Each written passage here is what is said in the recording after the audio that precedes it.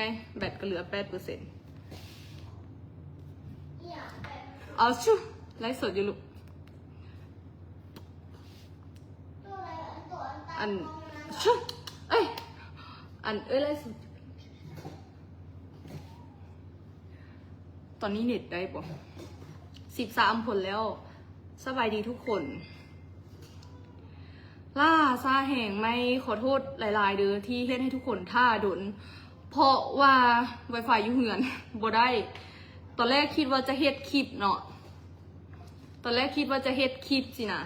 จะเฮ็ดคลิปแต่ก็ตัดไปตัดมาแล้วรู้สึกว่าเห่าออกมาไล่สดดีกว่าเพราะว่าเห่าบ่ได้แบบมีสิ่งที่จะปิดบังทุกคนหรือว่าเห่าบ่ได้ก้าวตู้โกหกไผ่นะไม่ก็เลยจะมาไล่สดอ่ะแสไปเด้อทุกคนเด้อสามารถแสออกไปได้สามารถแสออกไปได้เด้อทุกคน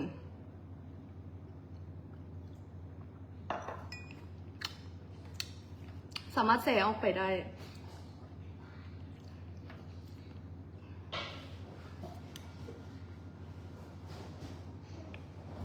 ใครที่เข้ามาแล้วก็สบายดีเนาะฝากเสให้ทั่วถึงกันแล้วก็มาฟังนำกันประเด็นต่างๆเลยก็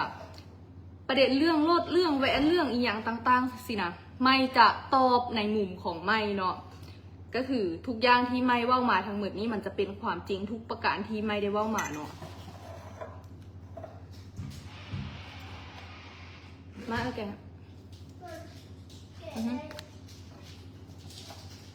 เข้ามา 7,500 คนแล้วเนาะ8,000 แล้วไม่ก็อาจจะบ่ได้เก่งในการไลฟ์สดปันใดเด้อทุกคนเพราะว่ากาบ่ค่อยมีประสบการณ์ในเรื่องไลฟ์สดนะแต่ก็เป็นเรื่องเฮ็ดคลิปเฮ็ดหยังกะพอได้อยู่แต่ว่าคอมเมนต์คือบ่ขึ้นเนาะหรือว่าไม่เบิ่งคอมเมนต์บ่ได้วะใช่ปะเดี๋ยวขอออกมาคอมเมนต์แต่ว่าคอมเมนต์เหมือนเบิ้งบ่เห็นนะขอเบิ้งอยู่นี่ซะโอเคขอเบิ้งอยู่นี่12,000 คนแล้วเนาะทุกคน12,000 คนแล้วอยู่อันนี้มันเบิ้งคอมเมนต์บ่ได้ตอนนี้มีแบตอยู่ 6% เด้อทุกคนโอ้ยเนาะกับบริยากอันนี้ได้แต่ว่าคือที่ว่าไปเมื่อกี้นี่มันตอนแรกค่อยว่าสิเฮ็ดเป็นคลิปสินะแต่โอเคค่อยก็ย่านขนท่าแบบย่านขนอยากหู้ว่าซ้ำซะค่อยก็เลยเลือกที่จะออกมาไลฟ์สดเอาซะโอเค12,000เนาะเข้ามาฟังนำกันเด้อทุกคนอันนี้มาฟังในมุมของไม้เด้อไม้จะชี้แจงในมุมของไม้เองแล้วกันแต่ละประเด็นสินะไม้จะเว้าให้ทุกคนฟังย่างตรงไปตรงมาเนาะเอาจากขนดีคอ30,000 คนเด้อ30,000 คนแล้วไม่จะเว้าแต่ละเรื่องเนาะคอ30,000 คนเด้อแซวไปเด้อทุกคนบางคนที่คิดว่าไม่ตัวเป็นอย่างคืออ้องหมาซี่แจงซ่าแท้เป็นอย่างคือแบบโอ๊ยแบตสิเหมือนเนี่ยแบตก็จะเหมือนเหลือ8%โอ้ยสีได้บุเนาะเหลือ8%เนาะอย่านะเราจะได้อยู่หรอก30,000เลยเนาะทุกคน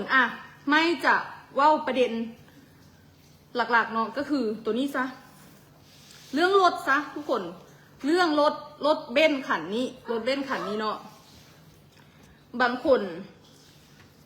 มีบุคคลหลายๆคนเนาะแล้วก็หลายๆกลุ่มว่ารถคันนี้เป็นรถของอดีตของท้าวนพรัตน์เนาะซึ่งมันบ่แม่นความจริงทุกประการเลยทุกคนรถคันนี้เป็นรถไม่เองเป็นรถเบนซ์ไม่จะเอาให้เบิ่งเป็นรถเบนซ์เนาะไม่ซื้อช่วงท้ายปี2023เป็นเงินที่ไม่ขายเครื่องขายเสื้อผ้าตอนนั้นไม่เปิดห้างขายเสื้อผ้าอยู่นครหลวงห้างแรกอยู่พระขาวห้าง2อยู่ท่าหลวงเนาะเป็นเงินที่ไม่ได้มาจากน้ำพักน้ำแห่งที่ไม่ขายเสื้อผ้าเนาะป้ายนี้รถเบนซ์ยี่ห้อเบนซ์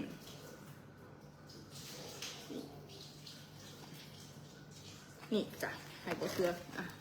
ซีว้าวเธอแล้วประเด็นเนาะแต่ไม่กับบ่เข้าใจว่าเป็นอย่าง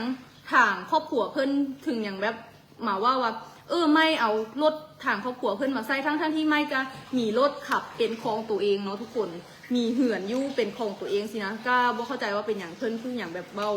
แบบนั้นให้ไม่เนาะทุกคนแล้วก็ประเด็นต่อมาเรื่องเวดดิ้งก็คือเป็นรูปนี้คือ9,000แหละนี่เห็นป่ะทุกคนเวดดิ้งอันนี้มันโบแมนเวดดิ้งเด้อทุกคนส่วนนึงค่ะนะมันเป็นภาพ AI ไถเจ้าจื้อบ่ไถเจ้าจื้อส่วนนึงที่แบบภาพ AI สุดเหมืองลวงบูมบ่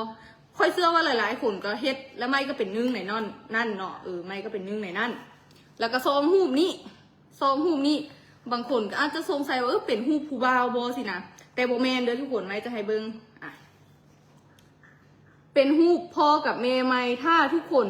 ลำเลียงหรือว่าใต้ตองคอยเบิ้งสินะทุกคนจะรู้ว่ารูปนี้เป็นรูปเดียวกันแล้วก็เป็นภาพเดียวกันในมือที่ทายมือนั่นเนาะตัวนี้แม่นตัดจบไปเลยมันโบแมนทายเวดดิ้งเนาะรูปนี้ไม่ไปเฮ็ดยูสตูมูเนาะแล้วก็ฮอตสุดตัวนี้เนาะไม่จะมาตอบตัวนี้นะเรื่องแหวน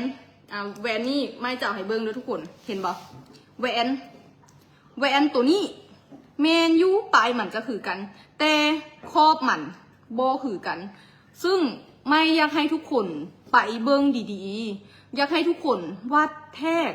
ให้ละเอียดสินะเพราะว่าแหวนวงนี้ไม่ซื้ออยู่ภาคสั้นเนาะแต่ว่าไม่จะบอกว่าห้านใดซึ่งเป็นแหวนของไม่เองเนาะทุกคนไม่มีแต่โดดแล้วตัวนี้ตั้งแต่ก้อนรู้จักกับไอ้นพรัตน์เนาะแหวนวงนี้ค่ะนะคือแหวนของไม่เองไม่อยากให้ทุกคนเอาความสะใจแล้วก็พอแต่โพสแต่บ่ใต้ตองอย่างแล้วมาโจมตีใส่เห่าสินะอันนี้เรื่องแหวนเนาะไม่ขอเขียนว่าโบแมนของผู้เสียชีวิตเด้อก็ตัวใดต่ออีก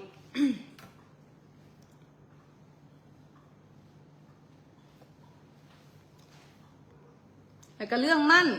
เรื่องมั่นเนาะเรื่องมั่นนี้หลายๆคนก็ถามว่าเป็นยังคือมั่นไหวแท้เป็นยังคือแต่งไหวแท้เนาะทุกคนเรื่องแต่งเมนอย่างบ่ได้แต่งเนาะทุกคนไม่ก็คิดว่าผู้หญิงทุกคนนะมีความฝันที่อยากแต่งงานเลยแล้วไม่ก็เป็นนึ่งในนั้นเนาะทุกคนเนาะมีความฝันที่อยากแต่งงานแล้วไม่ก็เป็นนึ่งในนั้นขออ่านคอมเมนต์ก่อนเลยแป๊บนึง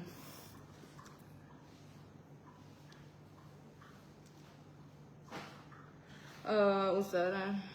อ่านคอมเมนต์เป็นยังคือมั่นไหวเนี่ยขอเติมเนาะ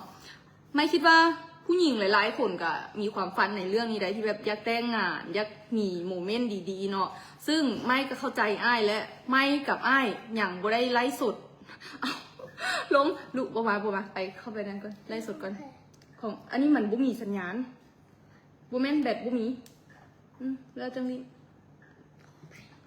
อยู่ในเหือนนี่แหละของในเหือนนะโทรศัพท์ iPhone 11ไปอันลิ้น iPad ท่าไป iPad ตัวนั้นไปเอา iPad อยู่ไหนฮะนะไป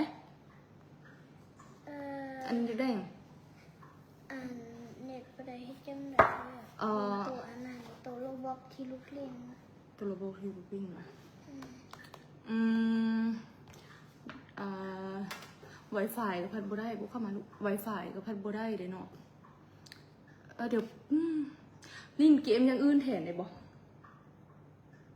แบบเป็น Angry Bird หั่นน่ะ Angry Bird นึงแบบที่โยนตุ้มหั่นน่ะลองลิ้นเบิ่งได้บ่ตนบ่ฮู้ว่าจะได้บ่แต่ว่าไปเอาiPad ให้เบิ่งไปมันต้องได้ใช้เน็ตไปเอาiPad มาสิต่อกับ Hotspot ให้ขออนุญาตทุกคนเด้อแป๊บนึงเด้อขอต่อ Hotspot ก่อนเพราะว่า Wi-Fi อยู่เหือนนี่อยู่ๆก็บ่ได้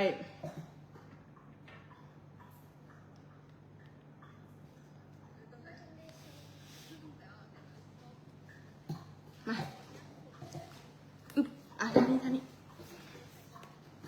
ท่านี้กดลงเด้อโอ้บ่มาเข้าลูกมาท่าบอกท่านี้เด้อแป๊บนึงกดล็อกให้ก่อน97320ทางนั้นก็นั่งค่ะเดี๋ยวอันนั้นมันจะตกกล้องเด้อเคสมันมีอยู่เน็ตสั่นน่าจะได้อยู่ไปโอเคไปลิ้นถ้าเน็ตซ่ากับขอโทษด้วยทุกคนเพราะว่า Wi-Fi ยุ่งเหือนมันบ่ได้มันต อนนี้เชื่อมต่อ Wi-Fi 3หน่วยฮอดใส่ละเดี๋ยวแป๊บนึงเด้อ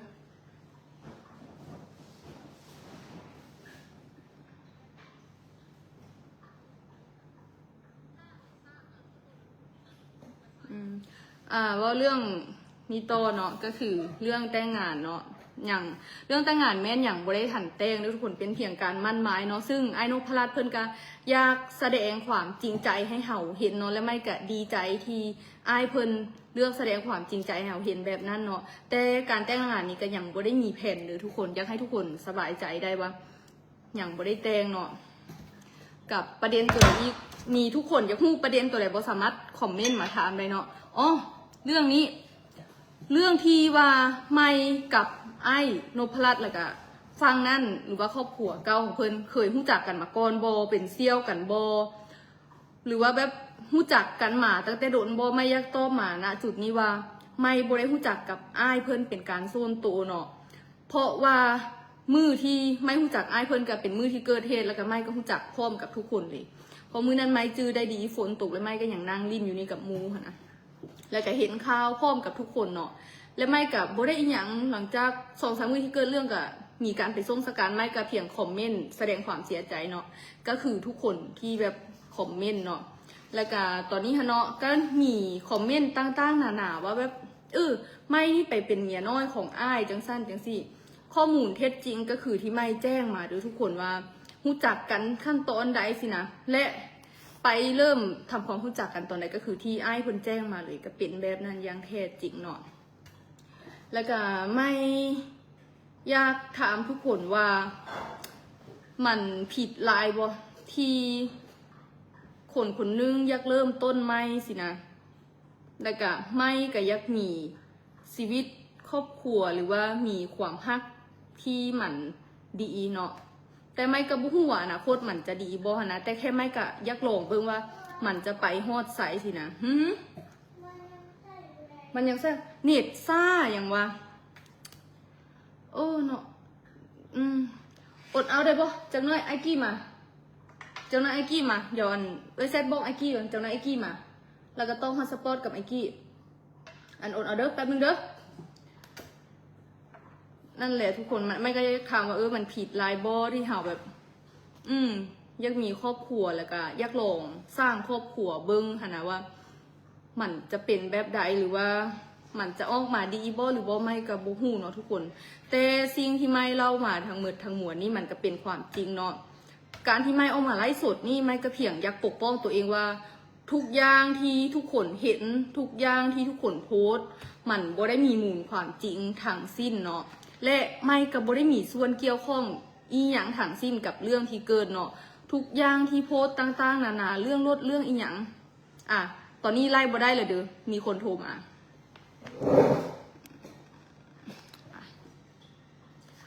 ตอนนี้ไล่บ่ได้เด้อถ้าใครอยากให้ไล่โต๊ะกรุณาอย่าโทรมาเด้อทุกคนเพราะว่าเน็ตอยู่เหือนทัน Wi-Fi บ่ได้เน็ตอยู่เหือนทัน Wi-Fi บ่ได้เนาะและหลายๆคนที่โพสต์ว่าให้ไม่ว่าเป็นเซี่ยวกับจังซันจังซีนะไม่อยากให้ใต้ตองเนาะข้อนี้นะคนใกล้โตหรือว่าครอบครัวของฝ่ายนั่นก็ฮู้ดีว่าไม่บ่ได้รู้จักกับสุ่มเพื่อนเป็นการโซนโตเนาะและคลิปนี้ไม่ก็อยากให้ทุกคนใต้ตองเบิ่งอยากให้ทุกคนลำเลียงเบิ่งว่ามันเป็นจังไดสินะเพราะว่าสตอรี่อีหยังมามันก็ตามที่ไม่แจ้งไปเลยว่าเริ่มแรกเป็นจังไดเนาะและไม่ออกมาว่ามีก็อยากขอโทษถ้าเฮ็ดให้ทุกคนคุ้นเคืองใจหรือว่าเฮ็ดให้ทุกคนบ่สบายใจเนาะไม่ขอโทษทุกคนที่คิดและใต้ตองในบางเรื่องก็อาจจะบ่ได้ทีท่วนปานใดแต่ไม่เชื่อว่าสิ่งที่ไม่เฮ็ดไปมันบ่ได้มีความผิดเนาะไม่มั่นใจในความถูกต้องของไม่ว่าไม่เป็นผู้บริสุทธิ์ไม่บ่ได้มีส่วนเกี่ยวข้องกับเหตุการณ์ในมือนั่นเนาะอันนี้คือสิ่งที่ไม่อยากแจ้งให้ทุกคนและก็ไม่ก็จะบ่เว้าอย่างไรได้ทุกคนเพราะว่าทุกอย่างนะมันอย่างอยู่ในสำนวนคดีบางคำมันก็เว้าบ่ได้สินะแต่ที่ไม่เว้าออกมานี่ก็มีแต่ส่วนของไม่เองค่ะนะว่าไม่มีคนโทรมาโอ้ยเนาะจังแม่นนั่นแหละเดี๋ยวก็ไล่สดตัดแล้วนี่นะไม่ก็จะขอมาเว้าซ้ำนี่โดยทุกคนส่วนยูติ๊กต็อกไม่ก็จะ บ่ได้เว้าอย่างไรหรือว่าอาจจะออกมาเว้าเนาะแต่ก็อาจจะไปบอกว่าไม่ออกไปไล่สดอยู่ใน TikTok แล้วหลังจากนี้ไม่ก็อยากให้ทุกคนอ่านเบิงว่าอันใดจริงเบิงว่าอันใดเท็จเบิงว่าอันใดแท้ใต้ตองเบิงดีๆเนาะทุกคนแล้วก็บ่อยากให้ทุกคนมีแต่คนโทรมาเนาะทุกคนไม่เข้าใจว่าโทรมาเพื่อหยังเพราะว่าไม่ออกมาซี่แจงนี้ไม่ก็ออกมาเพื่ออยากให้ทุกคนกระจ่างว่าไม่เป็นแบบนี้แล้วไม่ก็ยังออกมาปกป้องตัวเองว่าสิ่งที่คนก้าวถึงไม่นะมันบ่มีมูลความจริงใดๆเนาะว่าจะเป็นเรื่องรถเรื่องหูบเรื่องอีหยังก็ตามนี่คือสิ่งที่ไม่ยังออกมาปกป้องตัวเองและไม่ก็เป็นแม่ค้าคนหนึ่งที่ยากมาค้าขายหรือขายเครื่องอยู่นครหลวงนี่เนาะไม่หวังว่าทุกคนจะไปอ่านลำเลียงแล้วก็ตัดสินเอาเองเนาะซึ่งไม่จะบอกว่าไผที่ไผจะเข้าใจแบบใดแล้วก็ไม่จะยอมรับและถ้าไลฟ์สดนี้ตัดไปก็บอกให้ตกใจเด้อทุกคนโมเมนต์ไม่อยากตัดเลยเพราะว่ามีคนโทรมาแล้วเน็ตมันก็หยุดขาด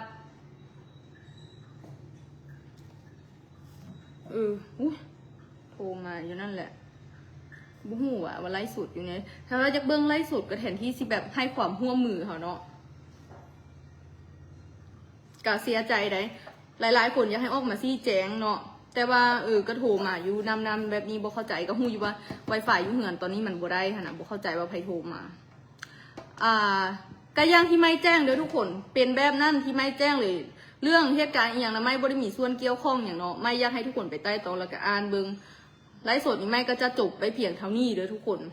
แล้วก็จะบ่เว้าถึงเหตุการณ์อีหยังทั้งสิ้นเนาะตอนนี้ก็เน็ตก็เริ่มสิหลุดแล้วเพราะว่าคนโทรมานำเนาะหวังว่าทุกคนจะมาเปิดเบิ้งท้าย